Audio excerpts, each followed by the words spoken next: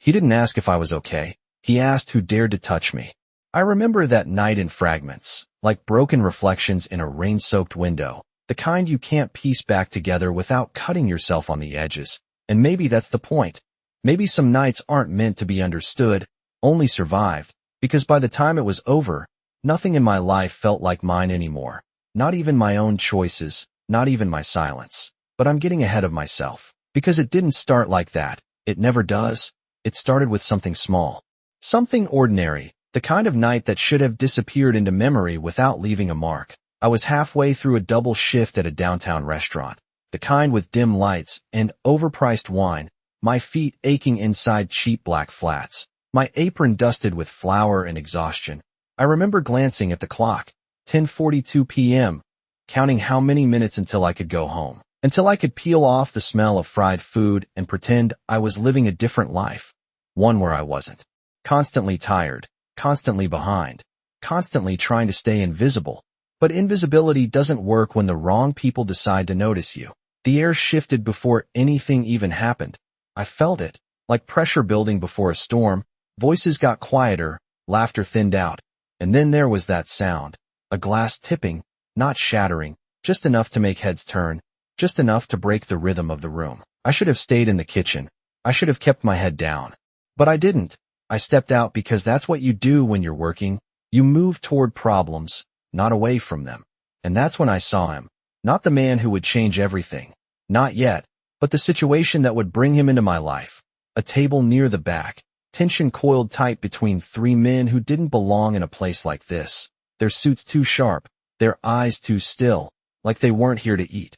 Like they were waiting for something. Or someone. I told myself it. Wasn't my business. I told myself to walk away. But one of them stood too fast. His chair scraping against the floor. And suddenly every instinct in my body lit up, the kind that doesn't come from logic but from survival, the kind that whispers run before you even know why. But I didn't run, I froze, because that's what I've always done, freeze and hope the moment passes, except this time, it didn't. The man's voice cut through the room, low but sharp enough to slice through every conversation, and I realized I was too close, way too close. My hand still wrapped around the edge of a tray I didn't remember picking up, and then, before I could step back, before I could disappear like I should have, the world tilted, not physically, but in that strange, silent way where everything slows down just enough for you to feel it changing, like gravity shifting under your feet. And that's when he walked in, not rushed, not loud, just present, like the room had been waiting for him without realizing it. I didn't know his name. Didn't know who he was, but I knew, instantly, that everything had just become something else, something bigger than a late shift or a bad night. The way people moved around him, the way conversations stopped mid-sentence, the way even the air seemed to hold its breath. It wasn't fear exactly, not the kind you panic from. It was something colder, something controlled, like respect wrapped in silence. He didn't look at anyone else at first, just walked straight forward, measured steps, precise. Like he already knew where everything was, like he didn't need to search. And then his eyes found me, and I swear, I forgot how to breathe. Not because he was intimidating, though. Not because he was handsome, though that would have been easier to explain, but because it felt like being seen in a way that stripped everything else away, like he wasn't looking at who I pretended to be, but at something underneath it, something I didn't even want to acknowledge myself. I should have looked away. Any normal person would have, but I couldn't. And then he spoke, not loudly, not aggressively, just enough to reach me through the noise that no longer existed. And somehow, impossibly, it felt like the question wasn't just about the moment. It was about everything that had led me here, everything that would come after, everything I thought I could still control. Who touched you? I did not answer him right away, not because I did not hear him, but because my brain could not catch up to the moment, like everything inside me had stalled at once.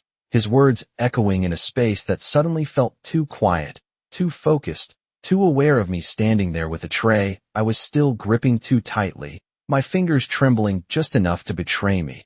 And for a second I considered lying, saying nothing happened, saying I was fine the way I had trained myself to say 100 times before, but something about the way he looked at me made that impossible, not because he was forcing me, but because it felt like he already knew the answer and was just waiting to hear if I would admit it. I am fine, I finally said, the words coming out softer than I intended, smaller, like they did not belong in a room that had gone completely still, and I hated that. Hated how weak it sounded, how predictable, how easy it would be to dismiss. But he did not dismiss it. He did not even react the way people usually do when they hear something they know is not true. He just watched me, his gaze steady, calculating, not cold exactly, but controlled in a way that made it clear he was deciding something that did not involve asking for my permission. The man at the table shifted, muttering something under his breath, trying to reclaim attention, trying to make this moment about him again. But it did not work, because whatever authority he thought he had dissolved the second this man walked into the room, I saw it in the way. The manager suddenly appeared at the edge of the dining area, his posture stiff, his eyes avoiding direct contact, like he was waiting for instructions without daring to ask for them. And that was when it hit me. This was not just another customer. This was someone who did not need to raise his voice to be heard, someone who did not need to explain himself to be obeyed, and somehow, for reasons I did not understand, his attention was still locked on me. "You are not fine," he said quietly, not accusing, not questioning, just stating it like a fact that did not require debate, and my chest tightened because I had spent so long pretending that I almost believed it myself. Almost, but not in front of him, not under that kind of gaze. I shook my head slightly, trying to regain control, trying to pull the moment back into something normal, something manageable. "I just work here," I said, forcing a steadiness into my voice that I did not feel. "It is not a big deal." And for a fraction of a second, something shifted in his expression, not anger, not frustration, something sharper, something that felt like disappointment directed at the situation rather than at me. And then he turned, just slightly, not even fully facing the men at the table, but enough to acknowledge their presence, and whatever passed between them was silent, quick, and absolute. No raised voices, no dramatic gestures, just a look, a subtle nod from one of the men that felt less like agreement and more like surrender, like they understood something I did not, something that had already been decided without my involvement. And just like that, the tension that had been building snapped. Not loudly, not violently, but cleanly, like a thread being cut. The men stepped back, their earlier confidence gone, replaced by something restrained, something careful, and I realized I was still standing there, still caught in the center of a situation I had never asked to be part of, my heart pounding too fast, my thoughts scrambling to catch up. And then he looked back at me, not at the room, not at the others, just me again, like I was the only piece that still mattered in whatever calculation he was making. "What is your name?" he asked, and it should have been a simple question, something normal, something harmless, but it did not feel that way. It felt like a line being drawn, like once I answered, something would shift permanently, something I would not be able to take back. I hesitated, just for a second, long enough to feel it, that instinct again, the one that had been whispering all night, telling me to step away, to disappear, to not get pulled into something I did not understand. But I had already stepped too far in, already been seen, and something told me there was no going back to invisible now. "Emily," I said finally, my voice barely above a whisper, and the way he repeated it, quietly, like he was testing how it sounded, like he was committing it to memory, made something in my chest tighten in a way I could not explain. "Emily." And then, softer, almost to himself, "You should not be here tonight." I frowned, confusion cutting through the fear, because that made no sense. This was my job. This was where I always was. Where else would I be? But before I could ask, before I could question what he meant, he stepped closer, not invading, not aggressive, just enough to shift the space between us, enough that I could feel the presence of him in a way that made everything else fade out. And when he spoke again, it was quieter, but somehow heavier, like the words carried weight I could not see yet. "From now on," he said, "you will not be alone here." And something about the way he said it made it clear it was not a suggestion, not a courtesy, not even a favor.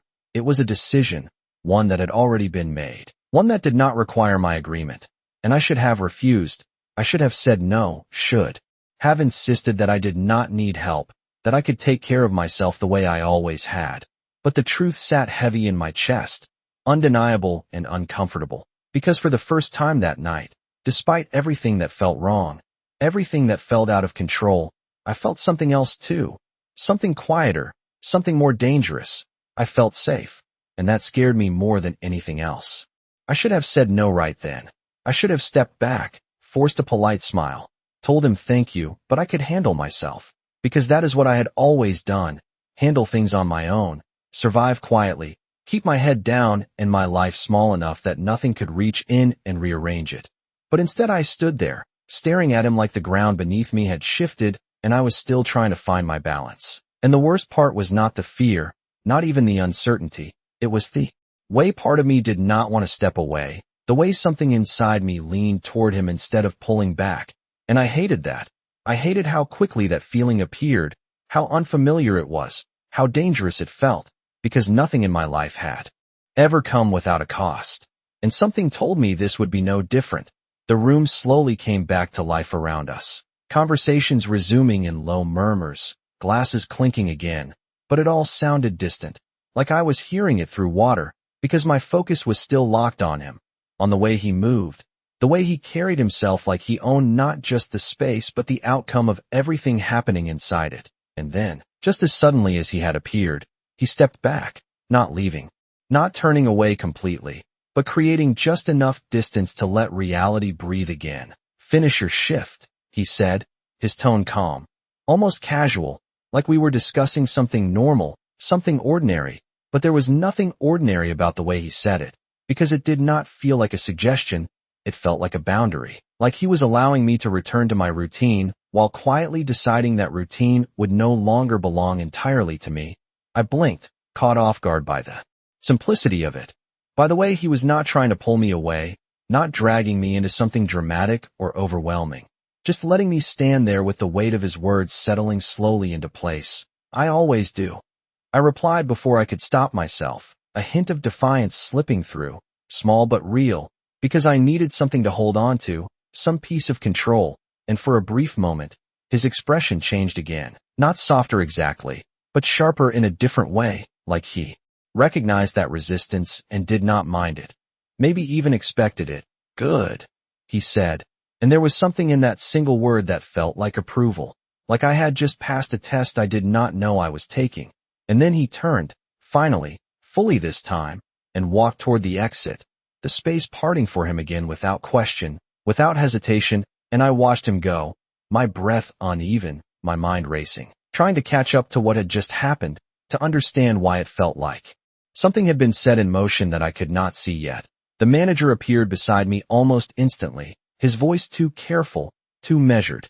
"Emily, go take a 5-minute break," he said, not meeting my eyes, which was strange because he never gave breaks during rush hours, not unless something was wrong. And suddenly everything about the night felt even more off, more deliberate, like pieces moving into place around me without my input.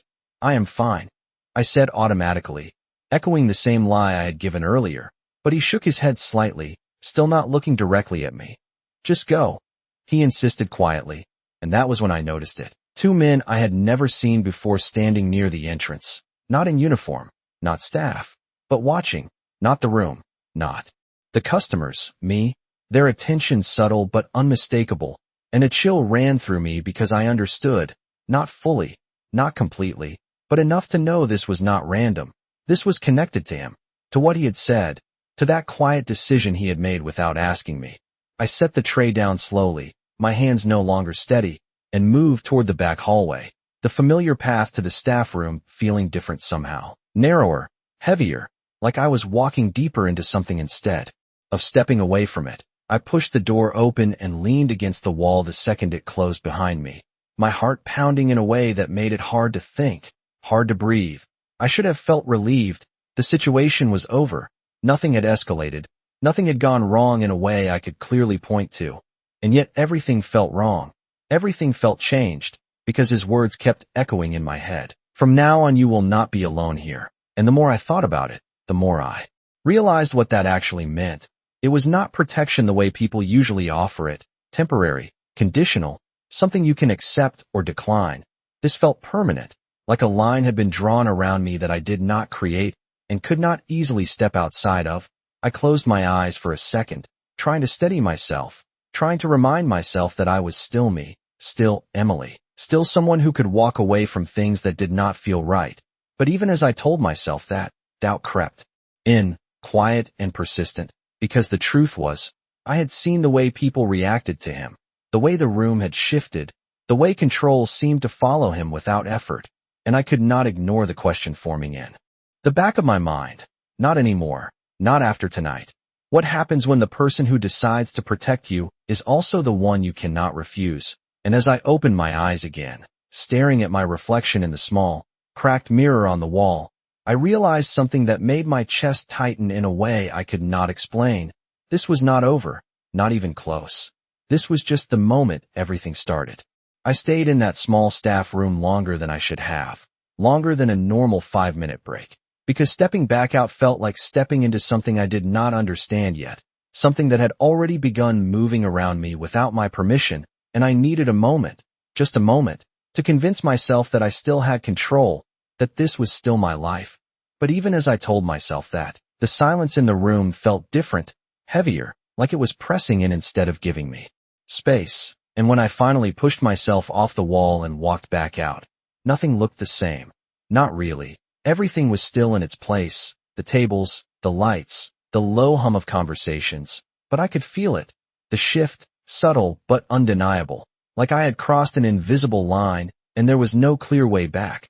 I picked up my tray again, forcing my hands to steady, forcing my expression into something neutral, something that did not invite questions, because the last thing I needed was attention. Not now.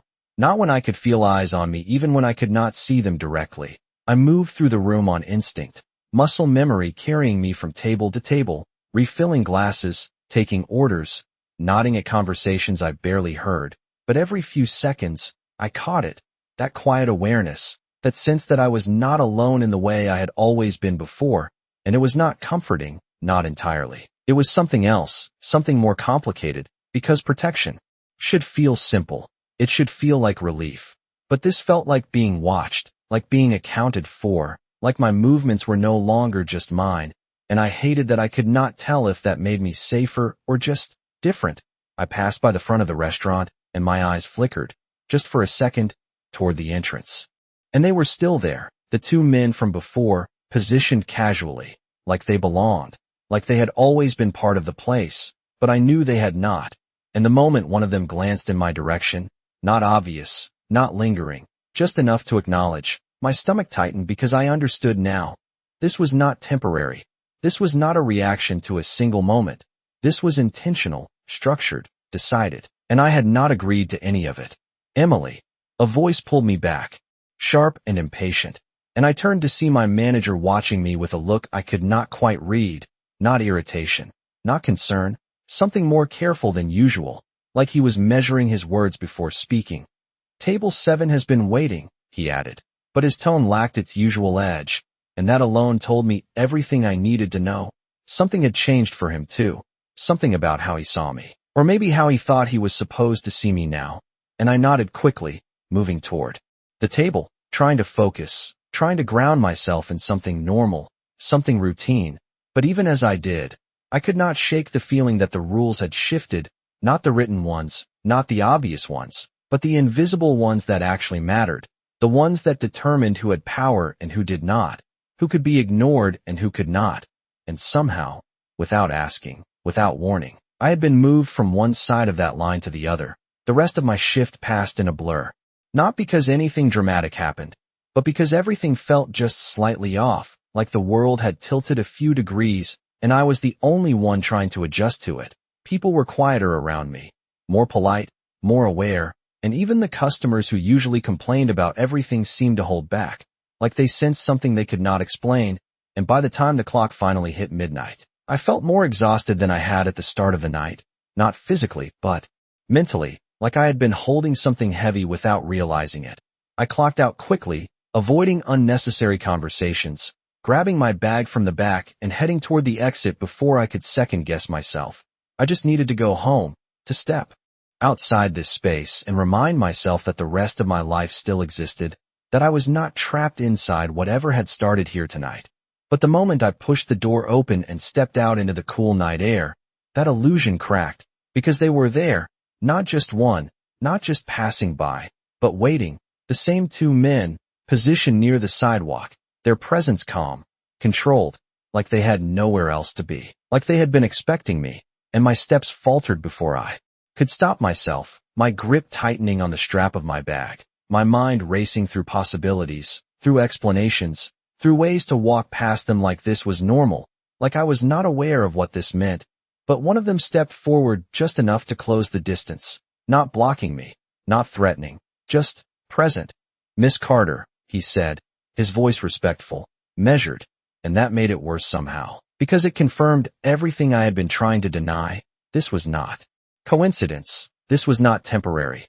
This was planned, and my heart started pounding again. That same overwhelming rhythm from earlier, as I forced myself to meet his gaze, to stand still instead of stepping back, because if there was one thing I still had, it was the ability to face something head-on, even if I did not understand it yet.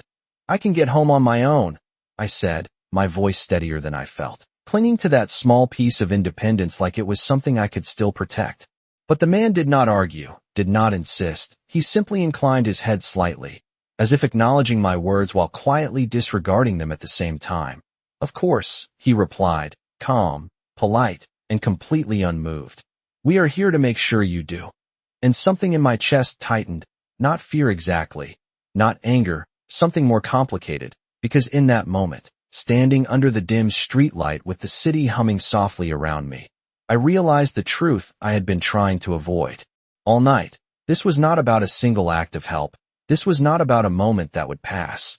This was something else entirely, something that had already settled into place around me, something that was not going to leave just because I wanted it to, and for the first time.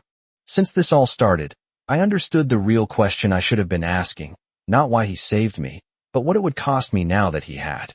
I stood there for a second too long after he said that, long enough for the night air to feel colder against my skin, long enough for reality to settle in deeper than I wanted it to, because there was something about the way he said it, calm, certain, like this was already decided, that made arguing feel pointless before I even tried, and I hated that. I hated how quickly control seemed to slip through my fingers without anything obvious forcing it away. I tightened my grip on my bag and stepped past him, choosing movement over hesitation, because standing still felt like surrender, and I was not ready for that. Not yet. The sidewalk stretched ahead of me under dim streetlights, the city quieter than it had been earlier, but still alive in that distant, constant way. Cars passing, voices echoing faintly from somewhere down the block, and for a few steps, I almost convinced myself I had imagined everything, that I was just walking home like I always did, alone, unnoticed, unchanged. But then I heard it, not footsteps exactly, not close enough to be obvious, just the subtle presence behind me, measured, controlled, keeping distance without disappearing, and my chest tightened because I did not need to turn around to know they were still there, still following, not in a threatening way, not in a way that would make someone else panic, but in a way that made it clear I was no longer moving through the world on my own terms. I kept walking, my pace steady even as my thoughts raced, trying to process, trying to understand, trying to figure out where the line was between protection and control, and whether I had already crossed it without realizing. My apartment was 3 blocks away, a small building tucked between a convenience store and a laundromat that never seemed to close, the kind of place you choose because it is affordable, not because it feels like home.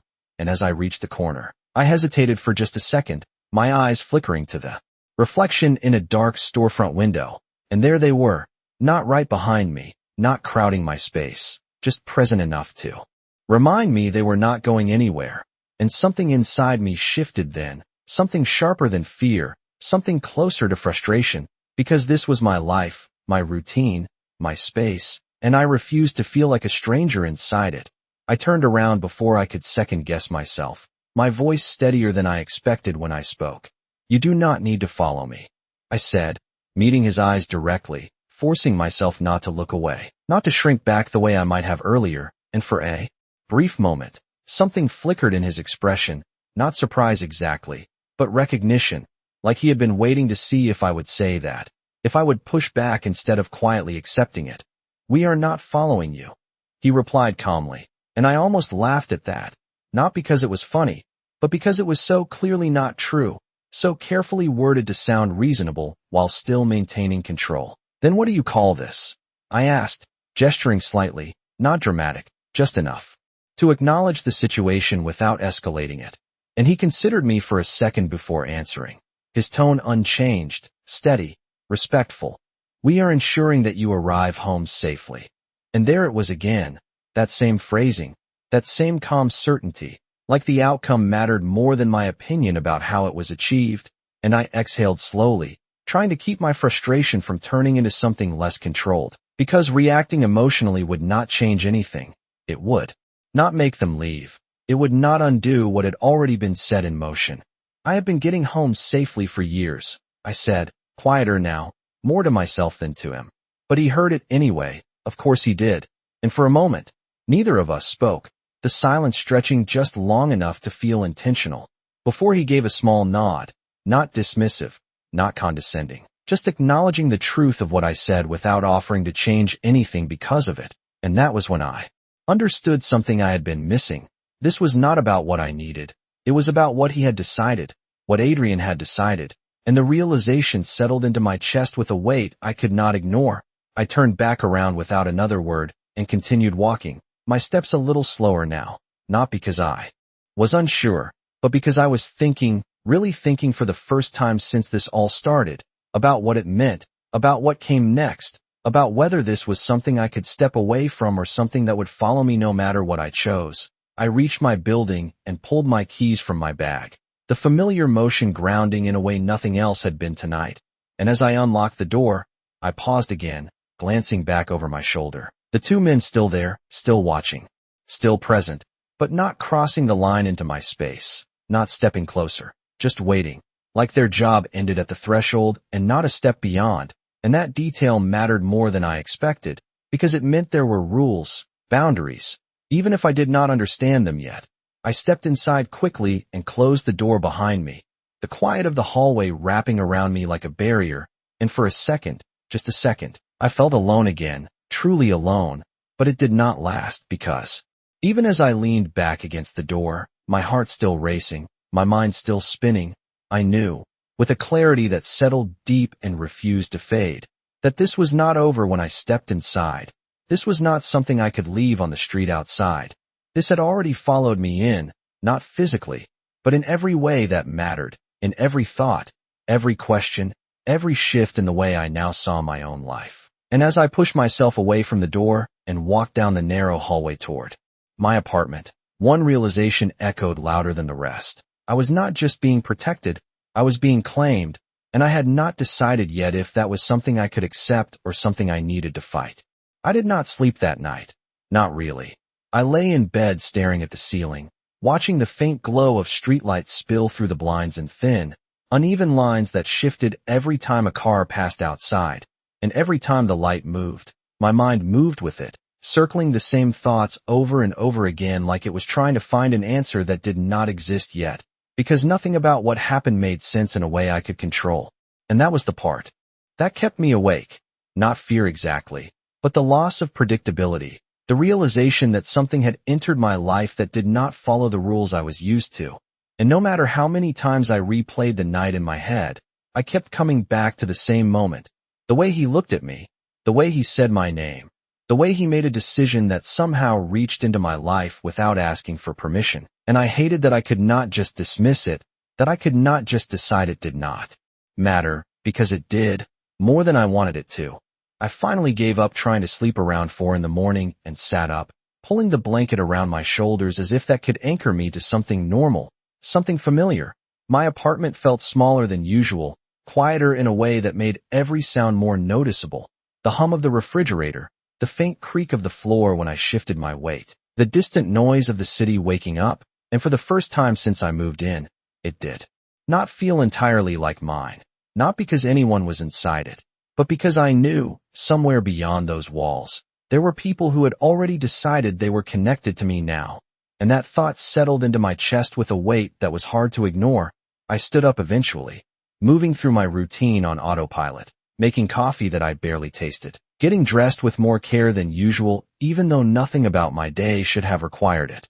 And when I finally stepped outside, the air felt different, sharper, like I was more aware of everything around me.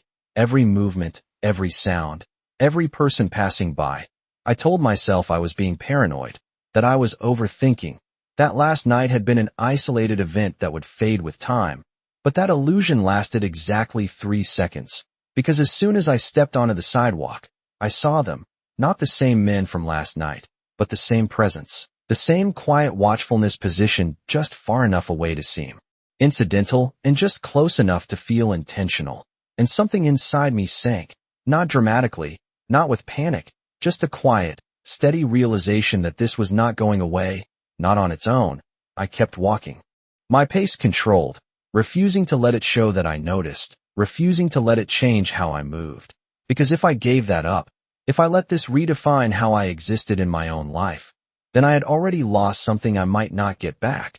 The morning passed in a blur of normal things that no longer felt entirely normal. The bus ride, the familiar streets, the routine of stepping into the restaurant again. But even before I pushed the door open, I could feel it, that same subtle shift from the night before, like the space had already adjusted to something I was still trying to understand. The manager greeted me differently, more attentive, more careful, like he was measuring every word. And even my coworkers seemed slightly off, their glances lingering a second too long, their voices quieter when they spoke to me, like I had become something they needed to be aware of rather than just another person sharing the shift. I tied my apron on slowly, grounding myself in the simple motion, reminding myself that I was still here, still working, still living the same life I had before. But even as I did, I could not ignore the way the room felt, the way the atmosphere carried that same controlled tension from the night before. And then I saw it, not obvious, not announced, just present, a table near the back that had not been there before, or maybe it had and I had never noticed. 2 men seated there, dressed like regular customers, but not acting like them, their attention subtle, but precise, their awareness tuned not to the menu or the conversation, but to the room itself. And I did not need to ask, did not need confirmation. I already knew. This was part of it, part of whatever had been set in motion. And for a second, frustration flared up again, sharper this time, because this was my space, my routine, my job, and now it felt like it had been quietly rewritten around me. I grabbed my order pad and forced myself to move, to do my job the way I always did, because if I stopped, if I let this overwhelm me, then I would lose something more important than control. I would lose myself. But as I moved between tables, taking orders, delivering food, maintaining that careful balance between awareness and denial, one thought kept returning, persistent and impossible to ignore. This was not about a single night anymore. This was a system, a structure, something organized and deliberate. And at the center of it, whether I wanted it or not, was him.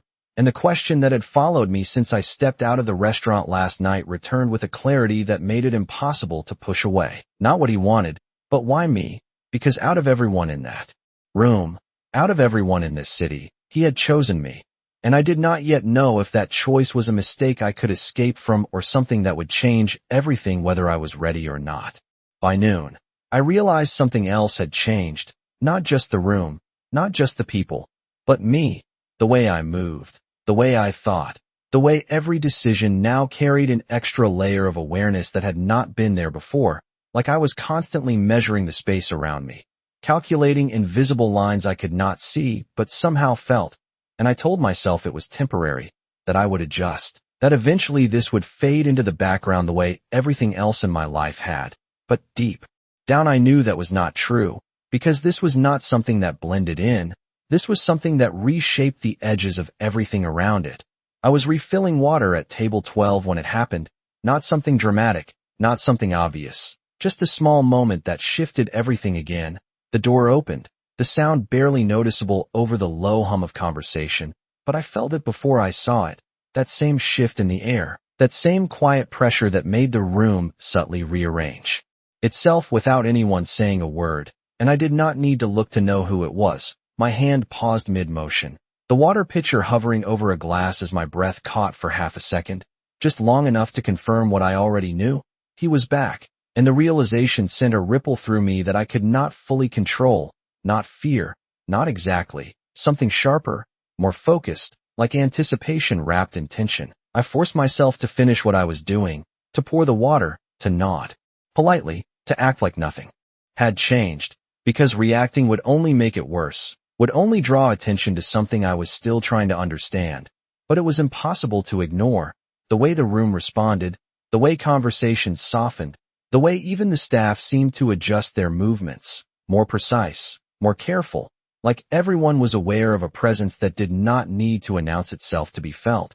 I turned slowly, deliberately, telling myself I was just checking the room, just doing my job, but the moment my eyes found him, everything else blurred at the edges. He stood near the entrance, exactly as he had the night before, composed, controlled, dressed in the same kind of quiet precision that made him stand out without trying, and his gaze found me almost instantly, like he had been expecting that, like he had known exactly where I would be, and for a second, the space between us felt smaller than it should have, like distance did not matter the way it used to. I looked away first, forcing my attention back to the table, back to the routine, because I needed that anchor, needed something to remind me that I was still here, still working, still in control of at least part of my life. But it did not last, because within minutes, I felt it again, that quiet shift behind me, the subtle awareness of someone standing just close enough to change the air without touching it. And I turned before I could stop myself, my heart picking up pace as I met his eyes again, closer now, too. Close to pretend this was incidental. "You came back," I said, the words slipping out before I could filter them. And the moment they did, I realized how they sounded, not accusation, not question, something else, something that revealed more than I intended.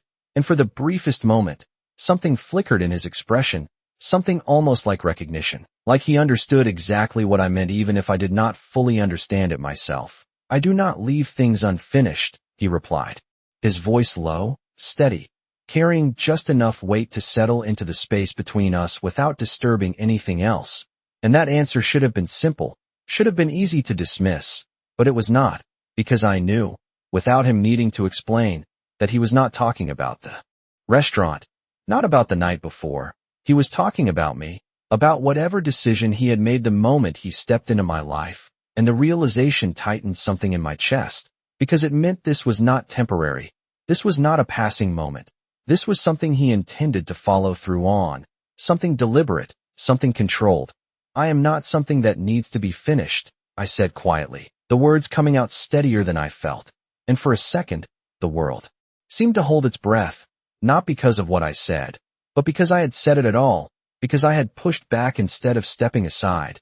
And his gaze sharpened slightly, not in anger, not in irritation, but in focus, like I had just become more interesting rather than less. "No," he said after a moment, his voice softer now, but somehow more certain. "You are not."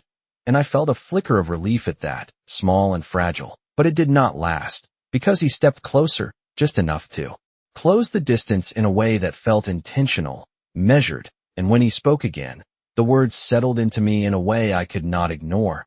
"But you are something that cannot be left unprotected."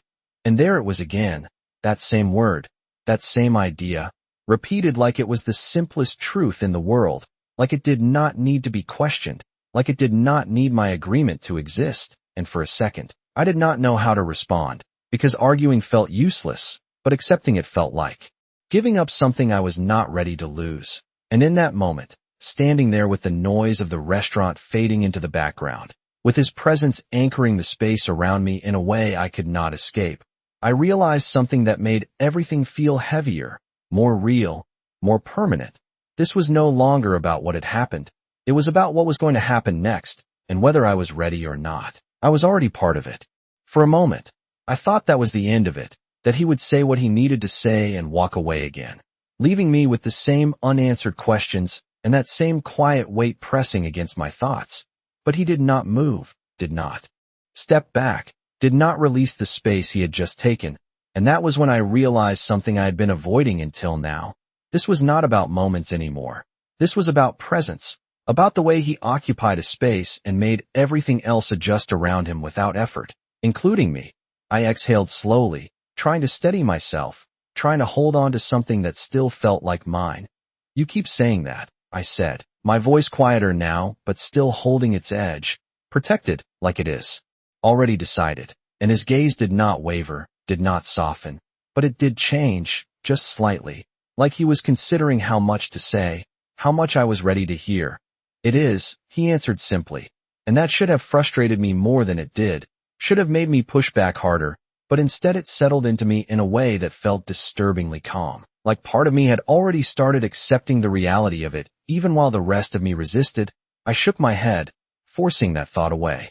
You do not get to decide that for me, I replied, and this time there was no hesitation in my voice, no uncertainty, just a clear line drawn in the only way I knew how. And for a second, just a second, something shifted in him again. Not anger, not irritation, something closer to acknowledgement, like he respected the resistance even if it did not change his decision. You think this is about choice, he said, his tone still calm, but carrying something heavier now, something that made the words land differently, and I frowned slightly, confusion mixing with the frustration that had been building all day. It should be, I said, because what else could it be? What else could justify this kind of control, this kind of presence in my life without my permission? But he shook his head once, slow, deliberate, like he was correcting something fundamental rather than arguing a point. It stopped being about choice the moment someone noticed you, he said, and the words hit differently than I expected, not dramatic, not threatening, just true in a way I could not immediately argue against. And that was when something clicked, something small but important. The men from last night, the tension in the room, the way everything had shifted before he even walked in. This had not started with him.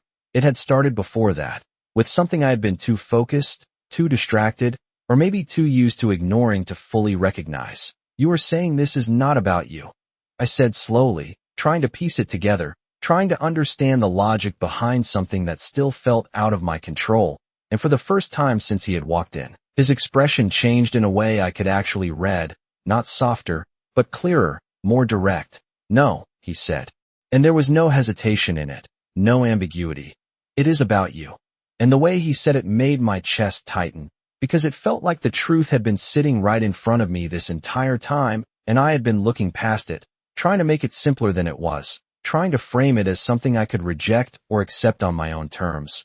But it was not that simple. It was never that simple. Then why does it feel like I do not have a say in it? I asked, the question slipping out before I could stop it, more honest than I intended, more vulnerable than I was comfortable with. And for a second, the noise of the restaurant faded again, the clinking glasses, the quiet conversations, everything pulling back just enough to leave space for his answer. Because you are still thinking like nothing has changed, he replied, his voice low, steady, but carrying a weight that settled into me deeper than anything else he had said so far. And I felt the truth of it in a way that made it hard to breathe for a second, because something had changed, something fundamental, something that had shifted the way the world interacted with me, even if I had not fully accepted it yet. And what exactly has changed? I asked, even though part of me already knew the answer, already felt it in every glance, every subtle adjustment, every moment of awareness that had followed me since last night. And he held my gaze for a long second before answering, like he wanted to make sure I understood, really understood, what he was about to say. You were seen, he said finally, and the simplicity of it made it more unsettling, not less, because it was not dramatic, not exaggerated, just a statement of fact that carried consequences I was only beginning to grasp, and suddenly everything made sense in a way I did not want it to. The shift in the room, the way people reacted, the presence that followed me even outside these walls. It was not random.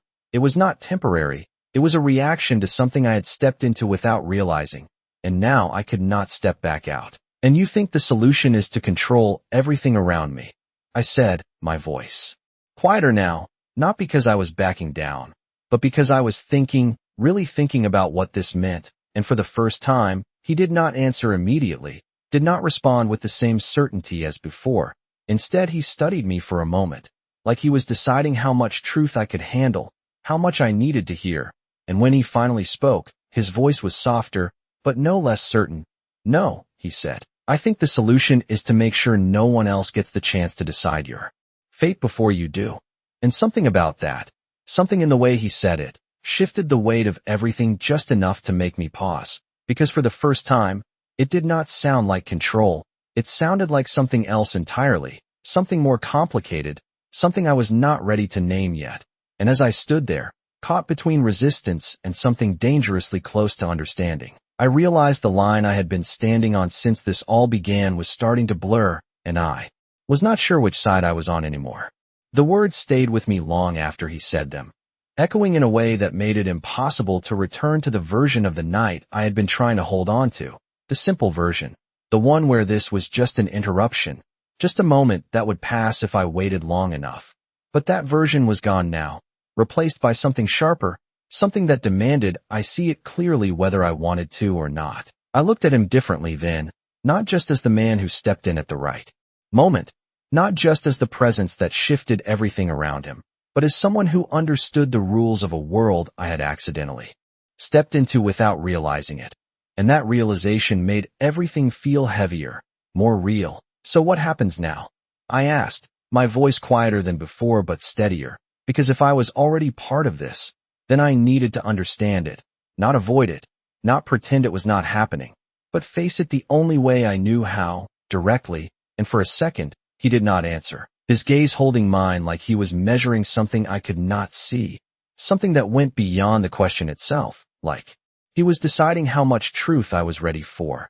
And when he finally spoke, his voice was calm, controlled, but carrying a weight that settled deeper than anything else he had said. Now you stop pretending you can go back to how things were, he said, and the simplicity of it made it harder to argue, not easier, because it was true in a way that did not leave space for denial. I exhaled slowly, my mind catching up to the reality of that statement, because part of me had been holding on to that idea that I could just keep going, keep working, keep living the same way, and eventually this would fade. But it was not fading. It was expanding, settling into every part of my life whether I acknowledged it or not. And if I do not want that, I said, not as a challenge this time, but as a genuine question, because I needed to know if there was still a line I could draw, still a choice I could make that would return things to something recognizable, something mine, and his expression did not change, but his answer came without hesitation. It does not change what is already in motion. And there it was, the truth I had been circling since the moment he walked in. This was not something I could undo, not something I could step away from just because I decided I did not want it. And that realization should have scared me more than it did. But instead, it settled into something quieter, something more focused. Because fear did not help here. Understanding did.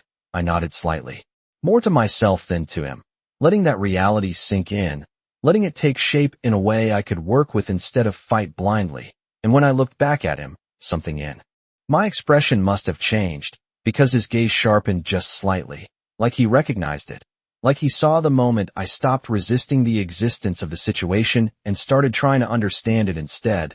Then I need to know the rules, I said, the words coming out clearer than anything I had said so far, because if I was part of this now, if this was not something I could walk away from, then I was not going to stand in the middle of it without knowing how it worked. And for the first time since he had approached me, something shifted in him that felt almost like approval, not obvious, not spoken, but present in the way his posture adjusted slightly, the way his attention focused in a different way. The rules are simple, he said, and I almost expected them to be complicated, layered, impossible to follow. But they were not in the way he explained them. You pay attention, you do not ignore what you feel, and when something does not feel right, you do not stay silent. And I frowned slightly, because that was not what I expected, not orders, not restrictions, not control, but something else entirely, something that felt less like a cage and more like a warning. That does not sound like rules, I said quietly, and he tilted his head just slightly, like he had anticipated that response. It is the only rule that matters, he replied, and for a second, I did not know what to do with that, because it shifted everything again, reframed everything I had been trying to categorize as control into something more complex, something that did not fit neatly into the lines I had drawn in my head. And before I could respond, before I could ask anything else, he stepped back, just enough to create space again, just enough to return the moment to something less intense. Your shift is not over, he added, his tone returning to something more neutral, like the conversation had reached a point he was satisfied with. And I blinked, caught off guard by the sudden shift back to something normal, something routine, and for a second, I almost laughed at the contrast, because nothing about this felt normal anymore. Not even the idea of returning to work like nothing had changed, but I nodded anyway, because he was right. My shift was not over, my life was not paused, everything was still moving whether I was ready or not.